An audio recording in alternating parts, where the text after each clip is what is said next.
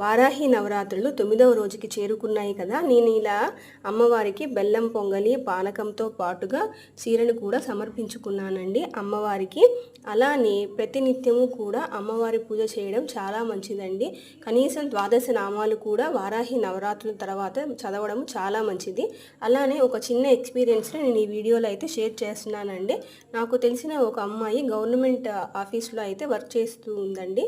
ఆ అమ్మాయికి పై అధికారి వల్ల చాలా ఇబ్బందులు వచ్చాయండి. ఆ అమ్మాయి నిష్టగా వారాహి నవరాత్రులు చేసుకుందండి. నాకు ఈరోజు సాయంత్రమే మెసేజ్ చేసింది, అక్క నాకు ఈ సమస్య నుంచి నేను బయటపడ్డాను, నాకు ట్రాన్స్ఫర్ అయ్యింది, వేరే ఊరికి వెళ్ళిపోతున్నాను అని. నాకైతే చాలా హ్యాపీగా ఉందండి. ఆ అమ్మాయి వివరాలు గోప్యంగా ఉంచాలని నేనేమి మీకు షేర్ చేయట్లేదండి. మీకు కూడా ఇలాంటి అనుభవాలు ఏమైనా ఉంటే ప్లీజ్ అండి కామెంట్ రూపంలో కామెంట్ పెట్టండి. నా వీడియోస్ కానీ నచ్చినట్లయితే లైక్ చేయండి, షేర్ చేయండి, సబ్స్క్రైబ్ చేయండి. Thank you.